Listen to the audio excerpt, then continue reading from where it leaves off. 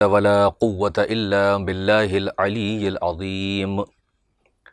حسبنا الله ونعم الوكيل، نعم المولى ونعم النصير. أعوذ بالله من الشيطان اللعين الرجيم. بسم الله الرحمن الرحيم. الحمد لله رب العالمين، والصلاة والسلام على أشرف الأنبياء والمرسلين، سيدنا ونبينا ومولانا أبي القاسم محمد وعلى أهل بيته الطيبين الطاهرين المعصومين المنتجبين المنتخبين المظلومين، ولعنة الله على أعدائهم أجمعين من الآن إلى قيام يوم الدين، آمين يا أحكم الحاكمين. أما بعد، فقد قال الله سبحانه وتعالى في القرآن الكريم: بسم الله الرحمن الرحيم. إن الذين قالوا ربنا الله ثم استقاموا تتنزل عليهم الملائكة ألا تخافوا ولا تحزنوا. صلوات بر محمد و آل محمد. عزاداران ابو عبداللہ الحسین علیہ السلام، دوست داران اہل بیت اطہار علیہم السلام، اسلام دین عقیدہ و عمل کے عنوان پر جس عشرہ محرم کا آغاز ہوا ہے اور انعقاد ہوا ہے، اس کی آج ہم 5ویں مجلس میں بحمد اللہ داخل ہو رہے ہیں اور آپ کے سامنے اسی موضوع پر مستقل اپنے ٹوٹے پھوٹے معروضات پیش کر رہے ہیں۔ کل تک کی مجلس میں آپ نے یہ سماعت فرمایا کہ اسلام وہ دین ہے کہ جو 2 چیزوں سے مرکب ہے، بلکہ دنیا کا ہر دین ان 2 چیزوں سے مرکب ہے۔ اللہ کے نزدیک جو دین ہے وہ بس اور بس اسلام ہے۔ اس کے علاوہ جن لوگوں نے اپنے دین بنا لیے ہیں وہ بھی کچھ عقائد رکھتے ہیں اور اعمال رکھتے ہیں، ایکشنز رکھتے ہیں اور بلیفز رکھتے ہیں۔ یعنی عقیدہ اور عمل، اعتقادات اور احکامات اور اعمال، ان دونوں چیزوں کے ساتھ ایک دین آگے بڑھتا ہے۔ اگر صرف اور صرف عقائد ہوں اور اعمال کی طرف دعوت نہ دی جائے، انسانیت کو دعوت عمل نہیں دیا جائے، تو وہ عقیدہ کسی کام کا نہیں ہے کہ جو انسان کو تیار نہ کر سکے عملی دنیا میں، اس کو مہمیز نہ کر سکے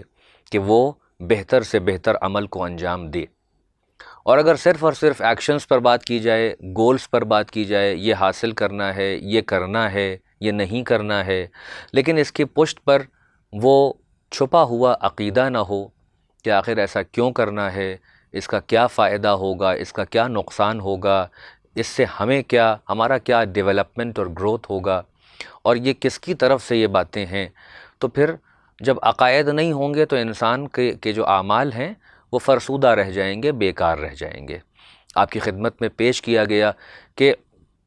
ائمہ اہل بیت علیہم السلام نے جہاں عقائد کی درستگی پر زور دیا، اور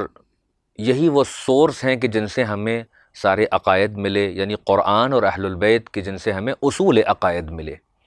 تو ائمہ اہل بیت نے جہاں عقائد کو درست کیا، جہاں بھی کجی دیکھی اس کو ٹھیک کیا، جہاں انحراف دیکھا اس کو درست کیا، اسی طریقے سے انہوں نے عمل پر بھی زور دیا کہ ان کا ماننے والا عقیدے کی صحت پر بھی زور دیتا ہے اور اس کی صحت کا دھیان رکھتا ہے، اور ساتھ ساتھ عملی دنیا میں بھی ثابت قدم رہتا ہے، اور جو اس سے ریکوائرڈ ہے اس کو انجام دیتا رہتا ہے مطابق مرضی مولا۔ یہاں تک آپ نے گفتگو سنی، اور اس میں ایک جملہ اور کہا گیا تھا کہ یہ جو کربلا ہے، جو انقلاب کربلا ہے، یہ امام حسین کسی مجبور کا نام نہیں ہے، بلکہ امام حسین مظلوم کائنات ہیں۔ یہ مظلومیت کا ہتھیار ہے، اور حسین جیسا امام اور رہبر اور قائد اور حجت اللہ البالغہ یہ کیسے دیکھ سکتا تھا کہ دین کو مسخ کر دیا جائے، دین کا چہرہ بگاڑ دیا جائے، دین کو اس کے نہج سے دور کر دیا جائے، عقیدے اور عمل میں گڑبڑیاں پیدا کر کے بنام دین کیا کیا اپنی ہوائے نفسی کا پیغام دیا جائے اور ہوائے نفسی میں مبتلا کیا جائے لوگوں کو۔ لہٰذا امام حسین علیہ السلام نے دین کو انحرافات سے پاک کیا، اپنی شہادت کے ذریعے، اپنے خون کے ذریعے، اپنے کنبے کو اللہ کی راہ میں شہید کروا کے، اپنی جان کا نذرانہ پیش کر کے، اپنے بچوں کا نذرانہ پیش کر کے، جان کا ہر طریقے سے اسلام کو سینچا ہے اپنے خون سے، اس دین کو بقا دی ہے، اس دین کو استقامت عطا کی ہے۔ لہٰذا جو حسینی ہیں، جو حسین کے ماننے والے ہیں، جو حسین کا ماتم کرتے ہیں، جو حسین سے محبت رکھتے ہیں، وہ اپنے آقا اور مولا کی مرضی کو اپنی مرضی پر مقدم رکھیں گے۔ کل تک کی گفتگو یہاں تک تھی، آج گفتگو کو آگے بڑھانا ہے کہ یہ جو عقیدہ اور عمل ہے یہ لازم و ملزوم ہے۔ آپ کے سامنے بار بار یہ گزارش کر رہا ہوں کہ دونوں ایک دوسرے کے لیے شرط قرار پائے ہیں، یہ لازم اور ملزوم ہیں۔ کسی ایک چیز کو اگر پکڑا تو دوسری چیز میں نقصان ہوگا اور اللہ قبول نہیں کرے گا۔ یعنی فقط عقیدے کو لے لیا تو عمل بیکار ہو جائے گا، اور اگر فقط عمل کو لے لیا اور عقیدے کی صحت پر روشنی نہیں ڈالی اور عقیدے کی صحت پر غور و فکر نہیں کیا اور صحیح سور سے صحیح عقیدہ نہیں لیا تو عمل بیکار ہو جائے گا۔ کل آپ کے سامنے عرض کیا کہ کتنے ایسے ہیں کہ جو نماز پڑھتے ہیں، اللہ کہہ رہا ہے کہ ان پر لعنت ہو، ان کے لیے جنت کی ایک نچلی گھاٹی ہے، اور ہم ان کو اوندھے منہ جہنم میں ڈال دیں گے کہ جو شدت سے عمل کرتے ہیں۔ یعنی یہ وہ لوگ ہیں کہ جو مودت قربہ کے بغیر عمل کر رہے ہیں، جو ولایت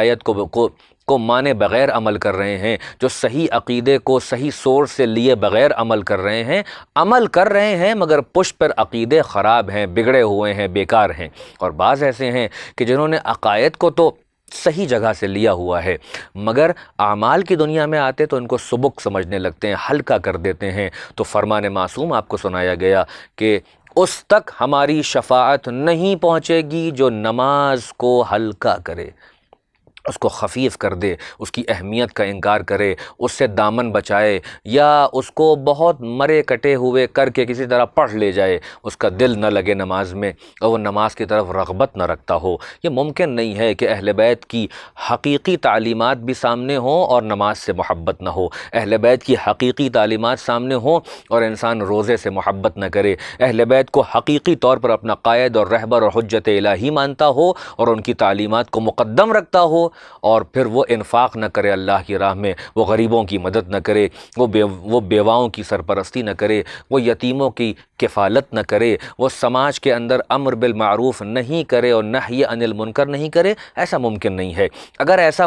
ہو رہا ہے کہ ہم میں کمیاں آ رہی ہیں تو اس کا مطلب کہ ہم کو اپنے عقائد کو ری وزٹ کرنا ہوگا اور اس پر غور و فکر کر کے اس کو دل و جان میں بسانا ہوگا، تاکہ شدت سے اسی کے مطابق ہمارا عمل بھی ظہور پذیر ہو۔ ایک صلوات بھیج دیں محمد و آل محمد پر۔ تو عزیزان محترم، یہ وہ عقیدہ اور عمل ہے کہ جس کی آماجگاہ اور جس کا بہترین اگزامپل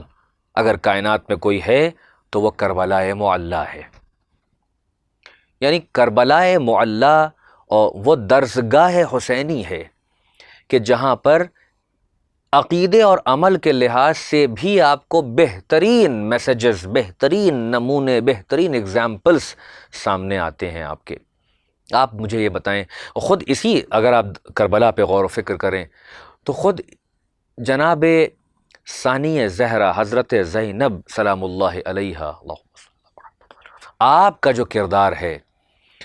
آپ جو اسوہ بنی ہوئی ہیں، خود آپ کے کردار پہ اگر غور کیا جائے، آپ کی سیرت طیبہ پر غور کیا جائے تو آپ دیکھیے کہ کیا عظیم کارنامہ ہے حضرت زینب سلام اللہ علیہا کا۔ کسی کے گھر سے اگر ایک دو جنازے ایک وقت میں نکل آئیں تو اس کا دماغ خراب ہونے لگتا ہے، حواس باختہ ہونے لگتے ہیں۔ اور اگر ایٹ اے ٹائم 3-4 لوگوں کا انتقال ہو جائے، 3-4 لوگوں کی جو ہے وہ موت ہو جائے، تو پھر وہ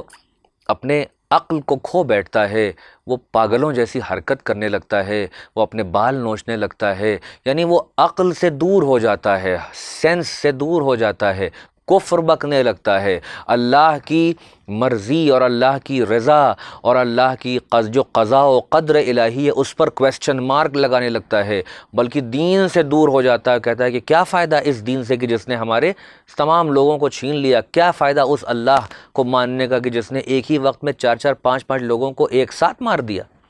انسان اس طرح کے کفریہ کلمات ادا کرنے لگتا ہے، حواس کو کھو بیٹھتا ہے، عقل کو سے دور ہو جاتا ہے، بے وقوفی کی باتیں کرنے لگتا ہے، ہوش و حواس سے دور ہو جاتا ہے۔ مگر آئیے ذرا ملاحظہ کیجئے، یہ وہ بیوی ہیں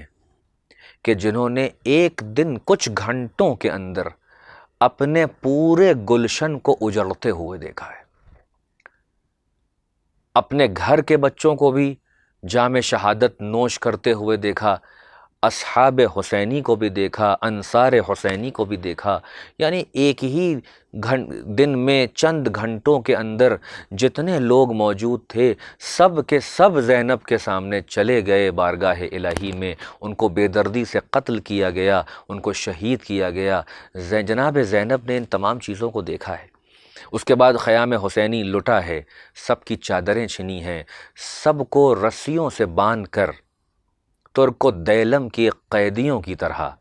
بے کجاوا اونٹوں پر سوار کر کے کوفے تک پہنچا کر دربار ملعون ابن زیاد میں کھڑا کر کے پھر زندان کوفہ میں رکھا گیا ہے۔ یہ جو مصیبتیں ہیں یہ کسی اور پر اگر ہوتی، اس کا ایک شامہ بھی ذرا سا بھی ان میں سے کوئی ایک مصیبت پڑ جاتی تو انسان پاگل ہو جاتا، دیوانہ ہو جاتا، کفر بکنے لگتا، اللہ پر الزامات لگانے لگتا، دین سے دور ہو جاتا۔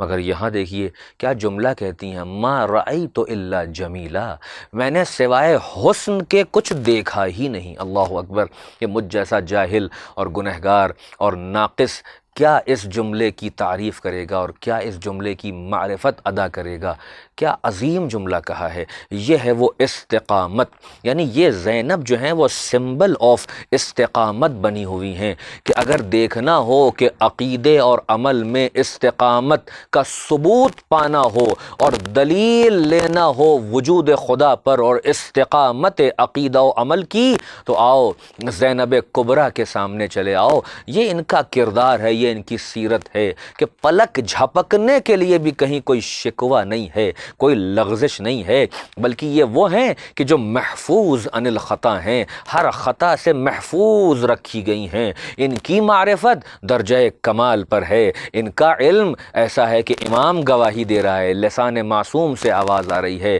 کہ انت عالمۃ غیر معلمہ، آپ وہ عالم ہیں کہ جس کو کسی نے پڑھایا ہی نہیں ہے، آپ وہ فہیمہ ہیں کہ جس کو کسی نے فہم نہیں عطا کیا ہے۔ یعنی یہاں کی یونیورسٹی کی، یہاں کے استادوں سے نہیں پڑھی ہیں آپ جو ہیں وہ وہاں کی پروردہ ہیں، آپ جو ہیں وہ آغوش رسالت اور آغوش وحی کی پروردہ ہیں، آغوش ولایت و امامت کی پروردہ ہیں۔ عزیزان محترم، کربلا ہے کہ جو استقامت سکھاتی ہے۔ زندان کوفہ میں یہ بیوی ہیں، سجدہ شکر کر رہی ہیں اور ایک آواز بلند ہو رہی ہے، پروردگار میں کہ تیرا کتنا شکر ادا کروں، تیرا شکر ادا نہیں ہو سکتا ہے۔ تو نے ہمیں نبوت عطا کی، تو نے ہمیں رسالت عطا کی، تو نے ہمیں امامت و ولایت عطا کی، اور اب تو ہمیں شہادت عطا کر رہا ہے۔ میں تیرا شکر ادا کرتی ہوں پروردگار۔ آئے دنیا کی عورتیں اور جناب زینب کے اس سیرت سے، اس کردار سے، ان فقرات سے درس لیں کہ دنیا میں کتنی مصیبتیں آ جائیں، آزمائشیں آ جائیں، پریشانیاں آ جائیں، جب ربنا اللہ کہہ دیا ہے، جب رسالت کی گواہی دے دی ہے، جب جو ہے وہ امامت پر آ کر ایقان اور اعتقاد رکھ لیا ہے اور اللہ کی توحید کو دل و جان میں اپنا لیا ہے، عقائد میں رسوخ پیدا کر لیا ہے، تو اب استقامت اس منزل کی ہوتی ہے کہ کوئی پلک جھپکنے کے لیے بھی نہیں دکھا سکتا ہے کہ خط مستقیم سے کبھی ہٹی ہوں۔ یعنی یہ ہے کردار زینبی جو تمام لوگوں کے لیے رول ماڈل بنی ہوئی ہیں، وہ مرد ہوں کہ وہ خواتین ہوں، وہ مؤمنین ہوں کہ وہ مؤمنات ہوں۔ وہ سیدہ زینب الکبریٰ سلام اللہ علیہا کی سیرت میں غور و فکر کریں کہ جہاں مصائب کی یورش ہو رہی ہو، جہاں پر مصائب اڈیل دیے گئے ہوں، اور اس کے بعد بھی ان خاتون نے، ان معظمہ نے وہ کردار پیش کیا ہے کہ کائنات دنگ ہے، انبیاء و مرسلین حیرت سے دیکھ رہے ہیں کہ یہ ہے وہ علی کی دلاور بیٹی، یہ ہے وہ شیر دل بیٹی، یہ وہ زینب الکبریٰ ہے کہ جس نے بار امامت کو اپنے کندھوں پہ اٹھایا ہوا ہے، مقصد حسینی کو ختم نہیں ہونے دیا ہے۔ ارے حسین کربلا میں قتل ہوئے ہیں مگر حسینیت کی علمبردار بنی ہوئی ہیں۔ یعنی امام حسین اور جناب زینب و امام سجاد اور حضرت ام کلثوم سلام اللہ علیہا اور دیگر خواتین باعظمت نے یہ درس دیا ہے کہ جب ربنا اللہ کہا ہے تو اس توحید پر، اس کی ربوبیت پر باقی رہو، ثم استقاموا، اور اس پر باقی رہو، ڈٹے رہو، یہاں تک کہ جب موت آ جائے تو فرشتے آ کے تمہیں بشارت دیں کہ نہ تمہیں خوف کی ضرورت ہے، نہ حزن و ملال کی ضرورت ہے، اب تمہیں جنت کا فائدہ اٹھانا ہے۔ یعنی کربلا اور انقلاب حسینی یہ تمام باطل کے سامنے ڈٹ جانے کا نام ہے، یہ پائے استقامت کو ایسا رکھنے کا نام ہے کہ باطل اپنے تمام حربوں کو آزما لے، ظالم اپنی تمام ظلم کی کسر نکال لے، مگر مظلومیت اب بھی آگے نظر آئے۔ یعنی ظالم تھک جائے ظلم کرتے کرتے مگر مظلوم کبھی نہ تھکے، اس کو اپنے اللہ پر بھروسہ ہے۔ کربلا یہ درس دیتی ہے ہمیں کہ جب اللہ کو اللہ مانا ہے، جب امام کو امام مانا ہے، رسول کو رسول مانا ہے، عقائد حقہ کو مان لیا ہے، تو اب اس میں استقامت پیدا کرو، باطل کے خلاف ڈٹ جاؤ، ظالم کے خلاف ڈٹ جاؤ، ظلم کے خلاف ڈٹ جاؤ، بربریت کے خلاف ڈٹ جاؤ، انسانیت کے دشمنوں کے خلاف کھڑے ہو جاؤ، نا انصافی کے خلاف کھڑے ہو جاؤ، جسٹس کا قیام کرو، ہر طریقے سے استقامت کی منزل پر باقی رہو۔ یہ ہے کربلا کا آفاقی درس۔ یعنی جو کربلا والے ہیں، جنہوں نے کربلا سے درس لیا ہے، جو کربلا والوں پہ روتے ہیں، جن کے سامنے کربلا والوں کی عظیم سیرت موجود ہے، ان کو کبھی مستقیم استقامت سے دور نہیں ہونا چاہیے، انہیں کبھی گھبرانا نہیں چاہیے باطل کے سامنے، ظالم کے سامنے، یورش زمانہ کے سامنے، اس لیے کہ ان کے سامنے حسین جیسا کردار موجود ہے، ان کے سامنے سید سجاد جیسا رول ماڈل موجود ہے، ان کے سامنے انصار حسینی جیسے رول ماڈلز موجود ہیں، ان کے سامنے زینب الکبریٰ جیسی خاتون موجود ہے۔ ایک صلوات بھیج دیں محمد و آل محمد۔ عزیزان محترم، یہ ہے کربلا، اور یہ ہے درسگاہ حسینی، یہ وہ دنیا کی عظیم درسگاہ ہے کہ جہاں انسان کو کے عقائد کو بھی سنوارا جاتا ہے اور اعمال کو بھی درست کیا جاتا ہے۔ یعنی یہاں پر آ کر انسان یہ سوچے کہ جب ہم نے ربنا اللہ کہہ دیا ہے تو پھر اب ہمیں اس پر ڈٹے رہنا ہے، باقی رہنا ہے، چاہے کچھ ہو جائے۔ یعنی کوئی کتنا جھکانے والا ہو، اب یہ گردن نہیں جھکے گی کسی کے سامنے، بس اور بس اللہ کے لیے یہ پیشانی ہے، یہ سجدہ ہے، یہ جو گردن جھکے گی تو بس اس رب العالمین کے لیے جھکے گی جس کا کلمہ پڑھا ہے۔ اس کے علاوہ اب کسی طاغوت کے سامنے نہ ہمیں جھکنا ہے، نہ گھبرانا ہے۔ اور یاد رکھیے گا، جب اللہ اکبر کہہ دیا تو پھر اس اللہ اکبر کو ایسے ہی نہیں کہہ دیا ہے۔ جب عقیدے کی منزل ہے تو عقائد کو کسی سے سن کے نہیں کہنا ہے، نہ کسی کی تقلید میں عقائد کو اپنے اندر داخل کرنا ہے اور اپنی دل و جان کا حصہ بنانا ہے، بلکہ عقائد کی منزل میں قرآن کہہ رہا ہے کہ لا اکراہ فی الدین، اس میں کوئی جبر، کوئی تم پر کمپلشن نہیں ہے کہ تم ہمیں ایک مانو۔ جب تمہاری عقل میں یہ بات آ جائے کہ ہمارے علاوہ کوئی نہیں ہے اس کا خالق، جب تم دلائل اکٹھا کر لو، جب تمہارا دل گواہی دے کہ وہی ہے احد پروردگار، کہ جس نے ہر ایک کو پیدا کیا ہے، جس نے اتنی نعمتیں عطا کیا ہے، جس نے ہر ایک کو زیور وجود سے آراستہ کیا ہے، وہ رب کریم ہے، رحیم ہے، رازق ہے، علیم ہے، قدیر ہے، وہی ہے کہ جو لائق سجدہ ہے، وہی ہے جو لائق عبادت ہے۔ تو اب تم اللہ اکبر کہو، نہ کسی کی تلوار کے ڈر سے اللہ اکبر کہنا ہے، نہ کسی کے جو ہے وہ ظلم کے ڈر سے اللہ اکبر کہنا ہے۔ ایسا جس نے بھی کیا ہے وہ ہمارے دین پر نہیں ہے، وہ اس نے اپنا کوئی دین بنا لیا ہے کہ جہاں تلوار لے کے کھڑا ہوا ہے انسان یہ کہو اللہ اکبر لا الہ الا اللہ ورنہ گردن اڑا دیں گے۔ یہ اللہ کا دین نہیں ہے، یہ اہل بیت کا دین نہیں ہے، یہ محمد و آل محمد کا دین نہیں ہے، یہ اہل بیت کے دشمنوں کا دین ہے کہ جہاں زبردستی کلمہ پڑھوایا جاتا ہے، جہاں تلوار کے زور پر کلمہ پڑھوایا جاتا ہے، جہاں کردار کو نہیں سامنے رکھا جاتا ہے بلکہ ظلم و جور کو سامنے رکھا جاتا ہے، جہاں ظلم اور استبداد اور دولت کو سامنے رکھا جاتا ہے۔ یہ کوئی اور اسلام ہوگا۔ اسلام، قرآن اور اہل بیت ایسے کسی اسلام کو ریکگنائز نہیں کرتے ہیں۔ اللہ جو خالق دین ہے، خالق اسلام ہے، جو حاکم دین ہے، وہ کسی دین کو ریکگنائز نہیں کرتا ہے۔ جو اس نے دین محمد و آل محمد کے وسیلے سے ہم تک بھیجا ہے اور انبیاء و مرسلین کے ذریعے کائنات میں بھیجا ہے اور انسانوں کے لیے بھیجا ہے، اس میں کسی طرح کا کوئی جبر، کوئی اکراہ، کوئی کمپلشن، کوئی زبردستی نہیں ہے۔ یعنی اس لیے نہیں ہے کہ قد تبین الرشد من الغی، کیونکہ حق الگ ہو گیا ہے، باطل الگ ہو گیا ہے، سچ الگ ہو گیا ہے، گمراہی الگ ہو گئی ہے۔ یعنی دودھ کا دودھ اور پانی کا پانی ہو گیا ہے۔ کوئی نہیں کہہ سکتا کہ ملاوٹ ہے۔ جب اتنا ٹھوس صحیح مال ہو، جب اتنا کھرا مال ہو، جب ہر چیز کو الگ کر دیا گیا ہو کہ اما شاکرہ کی منزل بھی الگ، اما کفورہ کی منزل بھی الگ ہے، یعنی شکر گزار بن جاؤ یا کفران نعمت کرنے لگو۔ ہم نے سب چیزوں کو واضح طور پر اس قرآن میں بیان کر دیا ہے، اور ہمارے ایمبیسڈرز نے، ہماری حجتوں نے، جو ہم نے تمہارے لیے رہبر منتخب کیے ہیں، ایک ایک چیز کو انہوں نے تفصیل سے بتا دیا ہے۔ اب اس کے بعد تمہیں اپنی عقل اور خیرت کے فیصلے کو سمجھ کر اور اس کو تول کر اور مان کر اپنے دل و جان کا حصہ بنانا ہے۔ لہٰذا اللہ اکبر زبردستی مت کہہ دینا اور سمجھ بوجھ کے کہنا۔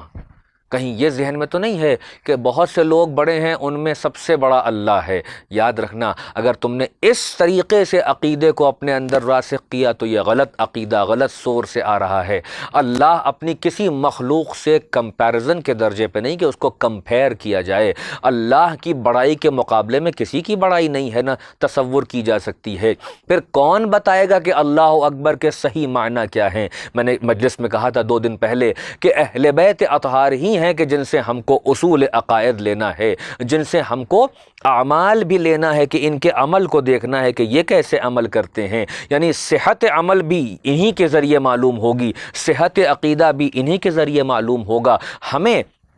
کہا گیا ہے کہ ہم ان کی تأسی کریں، ان کی پیروی کریں، جیسا انہوں نے کہا ہے ویسا کریں، جس طریقے سے انہوں نے کر کے دکھایا ہے ہم بھی اسی طریقے سے کوشش کریں کہ ان کو فالو کریں، مشایعت کریں تاکہ شیعہ بن سکیں، ان کو فالو کریں، ان کی اتباع کریں، ان کی پیروی کریں، ان کی اطاعت کریں۔ تو یہ بتائیں گے کہ اللہ اکبر کے کیا معنی ہے، اس لیے کہ سوائے ان کے کوئی اور حق بھی نہیں رکھتا ہے کہ وہ بتائے۔ تو امام سے جب پوچھا تو امام نے بتایا کہ اللہ اکبر کے یہ معنی نہیں ہے کہ اللہ سب سے بڑا ہے، تم نے مخلوق سے اللہ کا کمپیریزن کر لیا، نہیں، اللہ اس بات سے بھی بڑا ہے کہ اس کی تعریف کی جائے۔ یعنی اب مخلوقات جس بھی درجہ کمال پر ہوں، حد کمال پر ہوں، وہ جو بھی اس کی توصیف کریں، حمد کریں، ثنا کریں، تعریف کریں، وہ اس سے بھی بلند ہمیشہ رہے گا۔ ایسا نہیں ہے کہ ہم نے حد کمال پر آ کر تعریف کی تو اللہ اس میں قید ہو گیا، اس سے زیادہ بلند نہیں ہے۔ نہیں، عقل انسانی، نفس انسانی، علم انسانی جس درجے کا بھی ہو وہ ایبسلیوٹ ہے، اس کو جو ہے اس کے مقابلے میں جو بھی ہے وہ لمیٹڈ ہے، وہ ممکن ہے، وہ ہے واجب، اس کے علاوہ جو بھی ہے وہ ممکن ہے۔ تو ممکن حد کمال پر بھی ہو تو تعریف کرے گا تو اس کے مقابلے میں وہ تعریف لمیٹڈ ہی ہوگی۔ یہ امام کا درس ہے، یہ اہل بیت کا درس ہے، یہ عقیدے کو درست کر رہے ہیں کہ جب تم نے اس کو بڑا معنی ہے، یعنی اس کا کسی سے کمپیریزن نہیں ہے، اس کی کتنی تعریف کر لو وہ اس تعریف سے بلند ہے، اکبر ہے، بڑا ہے، اعلیٰ ہے، عظیم ہے۔ اب جب اس کی عظمت کا اقرار کر لیا، اس کی اعلیٰ ہونے کا اقرار کر لیا، اس کی سبحان ہونے کا اقرار کر لیا، اس کے قدوس ہونے کا اقرار کر لیا، اس کی احدیت کو مان لیا، اس کو واجب الوجود مان لیا، تو یاد رکھنا عمل کی دنیا میں استقامت دکھانا پڑے گا۔ جب یہ عقیدہ راسخ ہو گیا تو اب کوئی کتنا بھی جھکانا چاہے، دولت جھکانا چاہے تو مت جھکنا، اقتدار جھکانا چاہے تو مت جھکنا، لوگ جھکانا چاہیں تو مت جھکنا، نفس جھکانا چاہے تو مت جھکنا، یعنی ہر ایک کی غلامی سے آزاد ہو کر اس کی غلامی کے اندر آنا ہے کہ جو رب الکائنات ہے، جو رب العالمین ہے، جو تمام مالکوں کا مالک ہے، جس کے قبضہ قدرت میں ہر چیز ہے۔ جب اس کو اللہ اکبر کہہ لیا ہے، جب اس کو ربنا اللہ کہہ دیا ہے، تو اب اسی کی ربوبیت پر باقی رہنا ہے۔ اب کسی اور کی طرف التجا کی نظر سے نہیں دیکھنا ہے کہ وہ تمہیں کچھ دے دے، وہ تمہاری ہی طرح کی مخلوق ہے، وہ تمہیں کیا دے گی۔ ہاں، اگر مانگنا ہے تو ان وسیلوں کے ذریعے سے مانگو کہ جن کو اللہ نے عطا کیا ہے۔ ہم اور آپ یہاں کچھ کما لیتے ہیں عارضی طور پر، تھوڑی دیر کے لیے کچھ ہو جاتے ہیں، مگر وہ ہمارا نہیں ہوتا ہے، ہم اس کی مالک نہیں ہوتے ہیں۔ ٹیمپرریلی ہمارے پاس کچھ آ گیا مگر فوراً چلا بھی جاتا ہے، مگر اللہ نے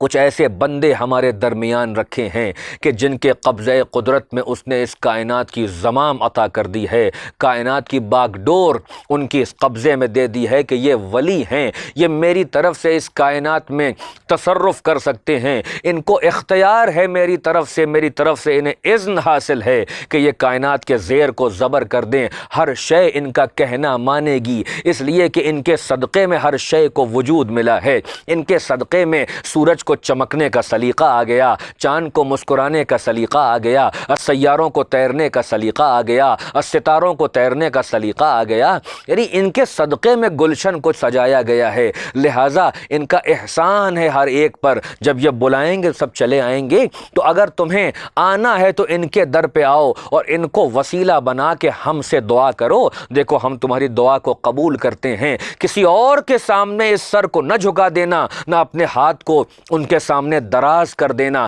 تم نے ہم کو خالق مانا ہے، ہم کو رب مانا ہے، تو ہم پر توکل کرو اور اس ربوبیت پر استقامت دکھا کے آگے بڑھتے چلے جاؤ۔ ایک صلوات بھیج دیں محمد۔ دامن وقت میں گنجائش کم ہوتی ہے، آپ کی جذبہ ولا سلامت رہے، آپ کا ایمان جو ہے اس میں بلندی حاصل ہوتی رہے، یہ ہے وہ استقامت کہ جس پر ہم کو ڈٹے رہنا ہے اور باقی رہنا ہے۔ یعنی جب اس کو مان لیا ہے اللہ، جب اس کو اپنا خالق، اپنا مالک، اپنا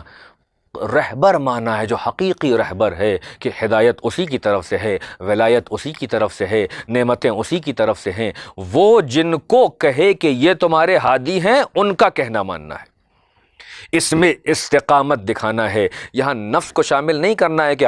ہم اپنے آپ سے کسی کو اپنا ہادی اور رہبر بنا لیں، نہیں، ہدایت اس کی ذمہ داری ہے۔ وہ کہہ رہا انا علینا للہدی، ہم نے اپنے لطف و کرم سے اپنے اوپر ہدایت کی ذمہ داری کو عائد کیا ہے۔ اب ہم جب ہدایت کا انتظام کریں تو ہادی بھی ہم بنا کے بھیجیں گے، جس کو ہم نے بنایا ہے اس کا کہنا ماننا ہوگا۔ اگر تم نے ہمارے بنائے ہوئے کو قبول نہیں کیا تو یہی عقیدے کی خرابی تمہارے اندر آ جائے گی کہ تم نے مالک ہمیں مانا ہے، رہبر ہمیں مانا ہے، ہدایت کا ذمہ دار ہمیں مانا ہے، حقیقی ہادی ہمیں مانا ہے، اور جب ہم اپنی ہدایت کا مظہر تمہارے درمیان بھیجتے ہیں اور تمہارے لیے ہادی کا انتخاب کرتے ہیں تو تم کہتے ہو کہ نہیں، ہم کسی اور کو ہادی بنا لیں گے، ہم تیرے بھیجے ہوئے کو نہیں مانیں گے۔ یعنی تم پائے استقامت سے دور ہو گئے، راہ استقامت سے تم دور ہو گئے، تم نے رب تو مانا، خالق تو مانا، مالک تو مانا، ہادی تو مانا، مگر ہم سے ہدایت نہیں لیا، نہ ہم سے ہادی کو لیا۔ دیکھو اسی لغزش سے بچنا ہے، یہ عقیدے کی لغزش نہ آنے پائے۔ جب تم ہمارے بنائے ہوئے کو اپنا ہادی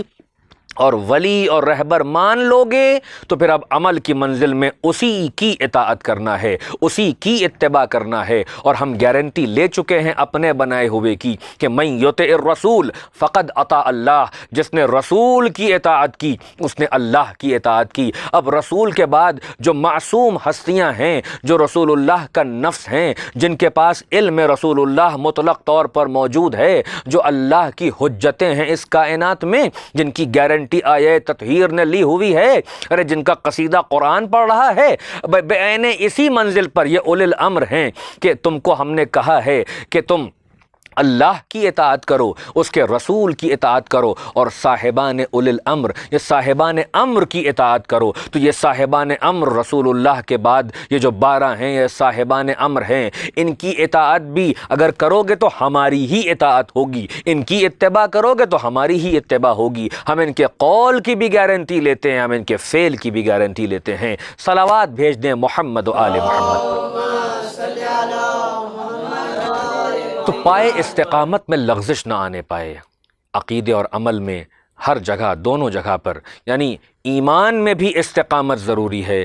عمل میں بھی استقامت ضروری ہے۔ نہ وہاں لغزش آنے پائے، نہ وہاں انحراف ہونے پائے، نہ عمل میں انحراف ہونے پائے اور لغزش ہونے پائے اور کمی ہونے پائے۔ اسی چیز کو آئیے ہم ایک واقعے کے ذریعے اپنے سامعین تک پہنچائیں اور پھر باب مصائب میں آ جائیں کہ ایک عابد کا تذکرہ ملتا ہے جو جناب ابراہیم علیہ السلام کے دور کا عابد ہے۔ اس زمانے میں رہبانیت بہت پسندیدہ شے تھی بنی اسرائیل میں، اور بنی اسرائیل سے پہلے جو قومیں ہیں یہ جو ہیں وہ بہت زیادہ پسند کرتے تھے رہبانیت کو، یعنی ترک دنیا، قطع تعلقات، ہم ہیں، ہمارا رب ہے اور ہمارا مسلح ہے۔ اچھا، عبادت بھی بہت محدود کر دیا تھا۔ یہ اسلام ہے جس نے عبادت کو آفاقی اور اجتماعی شکل دی ہے، ورنہ باقی اس سے پہلے جن لوگوں نے اپنے دین بنائے ہوئے ہیں، وہ یہودی ہوں کہ وہ نصارہ ہوں یا اور بھی مذہب ہوں، جنہوں نے خود ساختہ مذہب اپنے بنا لیے، انبیاء و مرسلین کی تعلیمات سے دور ہو کے، جو حقیقی اسلام تھا جو آدم سے خاتم تک آیا ہے اس سے دور ہو کے اپنا دین بنا لیا، یعنی یہودی ہو گئے، نصارہ ہو گئے، عیسائی ہو گئے۔ انہوں نے اس کو پسند کیا کہ نہ شادی ہو،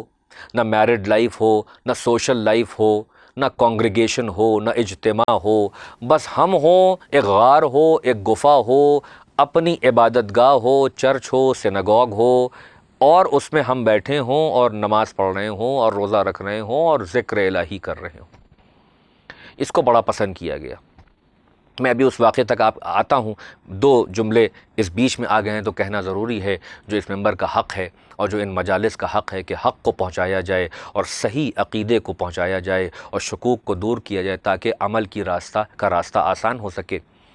اسلام نے انفرادیت کو اجتماعیت پر فوقیت نہیں دی ہے اور نہ پسند کیا ہے۔ یاد رکھیے گا، اسلام نے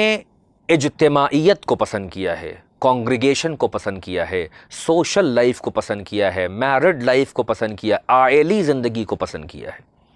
اسلام انسان کو درجہ کمال تک پہنچانے کے لیے دستور الہی ہے، پروگرام آف لائف ہے، اور یہ جو درجہ کمال تک پہنچنا ہے انسان کو، سعادت تک پہنچنا ہے، سعید ہونا ہے، یہ مصلی پہ اکیلے کھڑے ہو کے اور اپنی نماز اور روزہ کر کے اور باقی سب کچھ بھلا کر اور غار اور گفا اور جنگل میں بیٹھ کے حاصل نہیں ہو سکتا۔ یہ کمال حاصل ہی نہیں کیا جا سکتا اگر کوئی جا کے گفا میں بیٹھ جائے۔ جب وہ سماج میں آیا ہی نہیں، گناہ کے ماحول میں آیا ہی نہیں، اور وہ کہے کہ میں نے زندگی بھر کوئی گناہ نہیں کیا، تو آپ گناہ کیسے کریں گے؟ خلوتوں کے گناہ سے پاک ہو گئے، لیکن جلوت کے گناہ، سماج میں رہتے ہوئے گناہ سے دامن کو بچانا، مختلف لوگوں سے انٹریکشن کے دوران اپنی عقل کو اور خیرت کو اور ذہن کو اور نفس کو برائیوں سے بچانا، یہ ہے کمال۔ اسلام نے اجتماعی زندگی کو فوقیت دی ہے، یعنی اسلام نے جماعت کو فوقیت دی ہے۔ ایک صاحب اپنے گھر میں، اپنے حجرے میں بہترین نماز پڑھ سکتے ہیں، بہترین عبادت کر سکتے ہیں جہاں خضوع بھی ہوگا، خشوع بھی ہوگا، جہاں کوئی آواز نہیں ہوگی، جہاں کسی کو دیکھنا نہیں ہے، جہاں پہ سناٹا ہے، جہاں پہ رب سے راز و نیاز ہو رہا ہے۔ صحیح ہے، ہم اپنے گھر میں کرتے بھی ہیں، نماز تہجد باجماعت نہیں ہے، اپنے حجرے میں پڑھنا ہے، کونے میں پڑھنا ہے، تنہائی میں پڑھنا ہے، مگر پنجگانہ نماز جا کے آپ علماء سے پوچھیں اور روایات میں دیکھیں، کثرت سے اس بات پر زور دیا گیا ہے کہ نماز پنجگانہ کو جماعت کے ساتھ پڑھو، مسجد میں جا کے پڑھو۔ اس کے فوائد بھی بتائے گئے ہیں، یعنی اگر کوئی انسان نماز پنجگانہ کو بغیر کسی عذر کے عادتاً اپنے گھر میں پڑھ رہا ہے تو اس کی اس نماز کی حیثیت بہت کم ہو جاتی ہے ان لوگوں کے مقابلے میں کہ جو مسجد میں جا کے نماز پڑھ رہے ہیں۔ اس لیے کہ آپ قرآن مجید سے پوچھیں تو قرآن مجید نے آواز دی بڑھ کے، وَارْكَعُوا مَعَ الرَّاكِعِينَ، رکوع کرو رکوع کرنے والوں کے ساتھ۔ اپنا رکوع اکیلے نہ کر لو، فرادہ پڑھ سکتے ہیں، مگر جو واجبات، جو واجب نمازیں ہیں۔ اچھا، بعض لوگ کہتے ہیں کہ جماعت میں جائیں گے، 10 لوگوں کو دیکھا، ذہن بھٹکا، ان کی آواز سنی، ذہن بھٹک گیا، نہ وہ خضوع آ پا رہا ہے، نہ وہ خشوع آ پا رہا ہے، نہ وہ انعکاس ہو پا رہا ہے، نہ وہ کنسنٹریشن ہمارے پاس آ پا رہا ہے، نہ ہم وظائف پڑھ پا رہے ہیں، نہ تسبیح پڑھ پا رہے ہیں، نہ بہت سی دعائیں پڑھ پا رہے ہیں جو اپنے گھر میں پڑھ لیتے ہیں۔ اسلام کہتا ہے ہمیں اس کی کوئی ضرورت نہیں ہے۔ اصلاً تو آپ کے نمازی کی ضرورت نہیں ہے، یہ ذہن میں خناس نہ آنے پائے کہ اس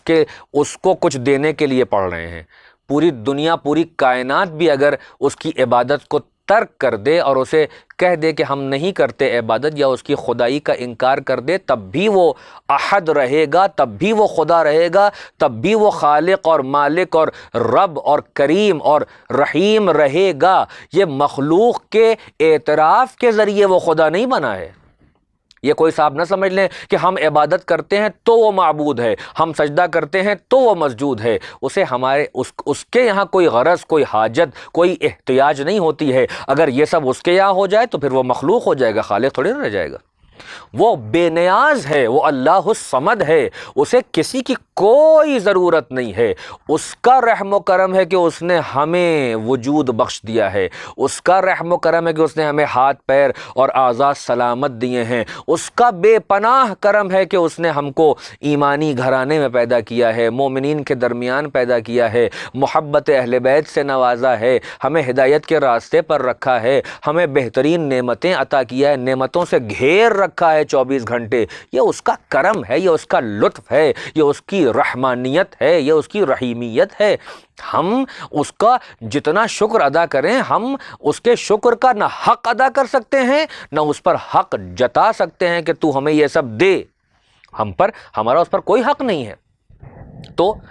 اسلام کا کیا مزاج ہے؟ اسلام اجتماعیات کو پسند کرتا ہے، یعنی سوشل لائف۔ آؤ گیدرنگس میں، آؤ لوگوں سے ملاقات کرو، مومنین سے ملاقات کرو، شوکت اسلامی بڑھے گی، ایک دوسرے سے تعلقات بڑھیں گے، ایک دوسرے کا حال اور خیریت پوچھو گے تو دلوں کا میل دور ہوگا، ایک دوسرے کے بارے میں تم کنسرنڈ رہو گے، برادر مومن کیا کر رہا ہے، پریشانی میں تو نہیں ہے، مصیبت پہ تو نہیں ہے، فاقہ تو نہیں کر رہا ہے۔ اس کے علاوہ بہت سے فوائد ہیں۔ تو اسلام نے کہا، خود حدیث مبارک رسول صلی اللہ علیہ وآلہ وسلم موجود ہے کہ ایک جماعت سے نماز پڑھنا، اس کا ثواب 1000 رکعت فرادہ پڑھنے سے ہے۔ اتنی جماعت پہ زور ہے، اگر 10 لوگ جماعت میں آ جائیں تو روایت کے جملے ہیں کہ ملائکہ ثواب لکھنے سے قاصر ہیں۔ تو اسلام نے اجتماعی زندگی کو فوقیت دی ہے، فرد کو بھی اہمیت دی ہے، معاشرے کو بھی اہمیت دی ہے، مگر دونوں کو ایک دوسرے کا لازم اور ملزوم قرار دیا ہے۔ نہ مکمل انڈیویجوالٹی پہ زور دیا ہے کہ معاشرے سے بغاوت کر جاؤ، بھول جاؤ، اور نہ مکمل اس پر زور دیا ہے کہ فرد کی کوئی اوقات اور اہمیت ہی نہیں ہے، بلکہ اسلام عدل کا قائل ہے، انصاف کا قائل ہے۔ فرد اپنی جگہ پر رہے، اس کی اہمیت ہے، اس کی رسپانسبلٹی ہے، اس کی رائٹس بھی ہیں تو ڈیوٹیز بھی ہیں، اور سماج کے بھی اپنے رائٹس ہے تو اپنی ڈیوٹیز بھی ہیں۔ دونوں ایک دوسرے کا خیال کریں اس طریقے سے کہ اللہ سے جڑے بھی رہیں اور ایک دوسرے کے حقوق کو ادا بھی کرتے رہیں۔ عزیزان محترم، بس بات کو میں نے ختم کر دیا، اب گنجائش زیادہ نہیں ہے۔ تو وہ عابد تھا، اتنی نماز پڑھتا تھا، اتنی عبادت کرتا تھا کہ لوگ اسے عابد کہنے لگے۔ دیکھیے استقامت ذہن میں رکھیے گا، جب کہہ دیا قالوا ربنا اللہ تو پھر اس پر ڈٹے رہنا، اس پر باقی رہنا، اس کی اوپر کوئی حرف اپنے عقیدے میں نہیں آنے دینا۔ یہ عابد صاحب ایک دن عبادت کر رہے تھے اور وہاں سے حضرت اسماعیل ذبیح اللہ علیہ السلام کا گزر ہوا۔ آپ نے اس کی تعریف کی، اس نے کہا کہ آپ کون؟ کہا میں حضرت ابراہیم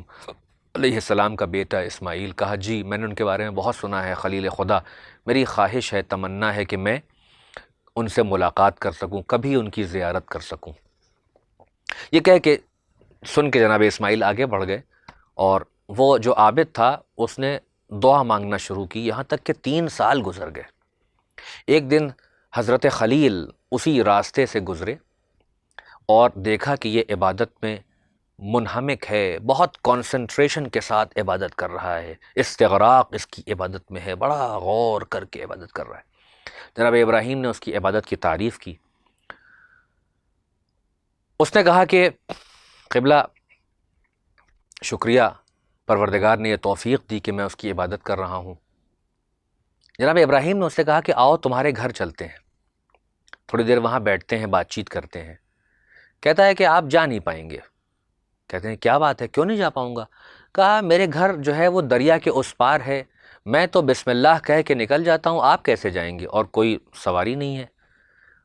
تو جناب ابراہیم نے ایک جملہ کہا کہ وہ خدا کہ جو تمہیں بسم اللہ کہنے پر دریا کے اس پار اتار دیتا ہے، وہ تمہیں اتارنے کے بعد معاذ اللہ ختم تو نہیں ہو جاتا، مر تو نہیں جاتا ہے نا؟ وہ میرا بھی رب ہے، تمہارا بھی رب ہے، جس طرح تمہیں دریا کے پار اتارے گا اسی طرح مجھے بھی اتار دے گا۔ چنانچہ دونوں چلے اور دریا کے پاس پہنچ کے عابد نے بسم اللہ الرحمن الرحیم کہا اور دریا پار کر گیا۔ جناب ابراہیم نے بسم اللہ الرحمن الرحیم کہا اور دریا پار کر گئے۔ اب جب یہ اس کنارے پر پہنچے تو اس کو بڑی حیرت ہوئی، اس کو سمجھ میں آیا کہ یہ مجھ سے بڑا کوئی عابد ہے، یہ مجھ سے زیادہ طاقت، روحانی طاقت رکھتا ہے، یہ مجھ سے زیادہ پہنچا ہوا بارگاہ الہی میں ہے، مقرب ہے وہاں کا۔ جناب ابراہیم نے اس سے ایک اور بات کہی کہ اب جب گھر آ گئے ہیں تو آؤ دعا کرتے ہیں امت کے گنہگاروں کے لیے۔ یا ایک روایت میں ملتا ہے کہ جناب ابراہیم نے اس سے پوچھا کہ وہ کون سا دن ہے کہ جہاں ہر ایک بہت پریشان ہوگا اور نفسا نفسی کا عالم ہوگا؟ کہنے کا روز قیامت، جس دن حساب و کتاب ہوگا۔ تو جناب ابراہیم نے کہا کہ آؤ دعا کرتے ہیں کہ پروردگار اس دن کے شر سے ہمیں محفوظ رکھے۔ اب یہاں سے میں آپ کی توجہ اور بات کو ختم کر دیا۔ وہ فوراً ایک جملہ کہتا ہے کہ میں کیا دعا کروں، 3 سال سے دعا کر رہا ہوں کہ اے پروردگار اپنے خلیل سے میری ملاقات کرا دے، جناب ابراہیم سے ملاقات کرا دے، دعا ہی قبول نہیں ہوتی، میں دعا کر کے کروں تو کیا کروں؟ آپ نے سنا؟ دیکھیے کتنا بڑا اس کے اندر ایک میسج ہے ہم سب کے لیے۔ یعنی ربنا اللہ کہتا ہے، اللہ کی عبادت کرتا ہے، اتنی عبادت کرتا ہے کہ معاشرہ اور سماج اس کا اصل نام بھول گیا، اس کو عابد لوگ کہتے ہیں، اس کی عبادت سے اس کی پہچان بن گئی۔ لیکن عقیدے کی منزل دیکھیے، عمل کتنا سخت ہے، رات رات بھر نماز پڑھ رہا ہے، دن بھر روزے رکھ رہا ہے، ہر وقت ذکر الہی، اپنے کو بند کر رکھا ہے، نہ شادی کیا، نہ سماج میں گیا، نہ سوشل لائف کو انجوائے کیا، نہ ذمہ داریوں کو سماج کے لیے پورا کیا، نہ گھر والوں کے لیے پورا کیا، نہ ماں باپ کی خدمت کی، نہ اللہ کے بندوں کی خدمت کی، کچھ بھی نہیں کیا۔ بس ایک جگہ بیٹھا ہے ایک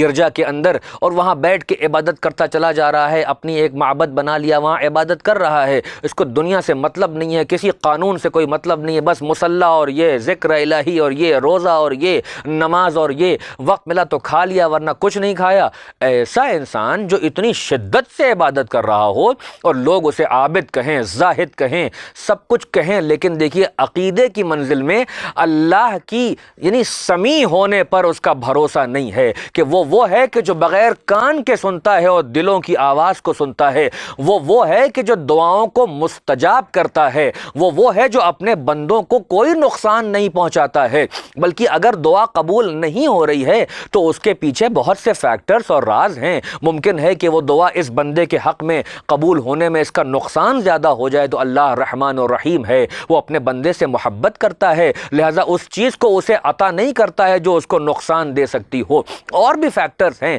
مگر یہ ہے کہ اللہ کی عبادت بھی کر رہا ہے، اللہ اکبر بھی کہہ رہا ہے، لا الہ الا اللہ بھی کہہ رہا ہے، نماز میں اس کی کبریائی کو بیان کر رہا ہے، سمع اللہ لمن حمدہ بھی کہہ رہا ہے، اور پھر کہہ رہا ہے کہ وہ میری دعا نہیں سنتا ہے، میں کیا کروں دعا کر کے؟ عزیزوں، اس بات کو یاد رکھیے گا کہ جب قالوا ربنا اللہ، جب اللہ کو رب کہہ دیا ہے، جب اللہ کو مان لیا ہے، جب اس کی توحید کو اپنا لیا ہے، تو اب کسی صورت میں اس سے جو ہے وہ ہٹنا نہیں ہے، اس سے منحرف نہیں ہونا ہے۔ ہاں، یہی نام ہے کربلا کا، کہ جہاں پر اتنی مصائب ہیں، اتنی یورش ہے، اتنی مصیبتیں ہیں، مگر آئیے کربلا میں آ کے پائے استقامت دیکھیے کربلا والوں کا۔ ارے دنیا کی کوئی مصیبت نہیں بچی ہے جو کربلا میں نہ ہو، ہر طریقے سے آزما لیا گیا۔ ارے باطل اور ظالم ظلم کر کے تھک گیا، مگر حسینی لشکر کے پیر میں کبھی لغزش نہ محسوس کی۔ ہاں عزاداروں، یہ ہم جو ہیں مستقل مصائب سن رہے ہیں، ہاں یہ وہ ایام ہیں کہ جن میں ارے کربلا کا لٹا ہوا قافلہ کوفے کے زندان میں ہے، مگر میں زندان کا واقعہ آج نہیں پڑھوں گا، میں استقامت آپ کو دکھاتا ہوں، زندان میں بھی استقامت ہے۔ ارے جتنے بچے ہیں یہ سب مستقیم ہیں، یہ سب راہ مستقیم خود بنے ہوئے ہیں کہ لوگ آ کے دیکھیں کہ اسے استقامت کہا جاتا ہے۔ مگر عزاداروں، ذرا انصاف سے بتائیے، ہاں بیویوں کو ظالم نے لاشہائے شہداء کے پاس سے جان بوجھ کے گزارا تھا کہ دیکھیں اب تو کوئی لغزش آ جائے، ارے اب تو کوئی ایسی بات کہہ دیں، مگر تاریخ گواہ ہے، ارے ہر بیوی نے اپنے کو اپنے شہید کے اوپر گرا لیا، ہائے ماتم تو کیا، مگر ماتم کے ساتھ جملہ بھی ہے۔ ارے جناب زینب کا بڑا سخت جملہ ہے، جب وہ اپنے بھائی کے لاش بریدہ کے سامنے آئی ہیں تو سر و تن میں جدائی ہو چکی ہے، ارے حسین کا لاشا پڑا ہے، دو منزلیں ہیں زینب کی، ذرا غور کیجئے گا استقامت کی، یہ سمبل اور ایگزامپل بنی ہوئی ہیں کائنات میں۔ ارے حسین کے لاشے کو اپنے ہاتھوں پر لیا اور کہہ کے کہتی ہیں اللہم تقبل ھذا القربان، پروردگار ارے زینب کی طرف سے اس قربانی کو قبول،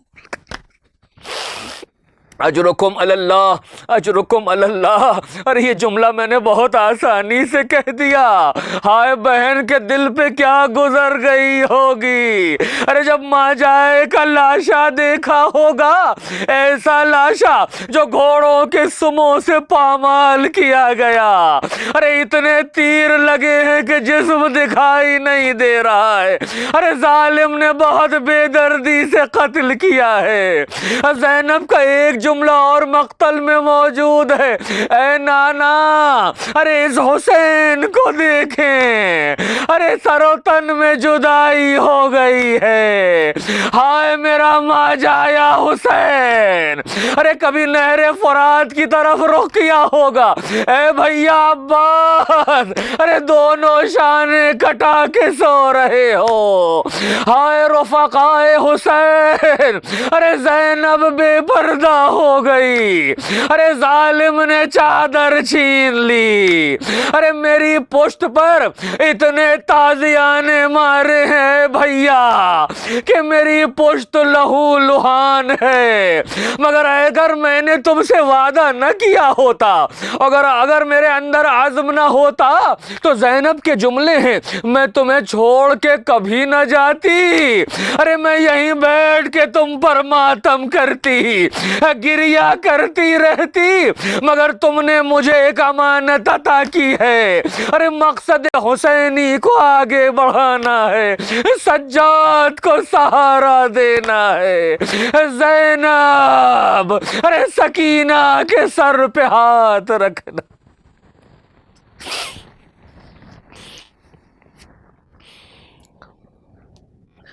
فَسَيَعْلَمُ الَّذِينَ ظَلَمُوا أَيَّ مُنْقَلَبٍ يَنْقَلِبُونَ إِنَّا لِلَّهِ وَإِنَّا إِلَيْهِ رَاجِعُونَ رَضًا بِقَضَائِهِ وَتَسْلِيمًا لِأَمْرِهِ۔ ماتم حسین۔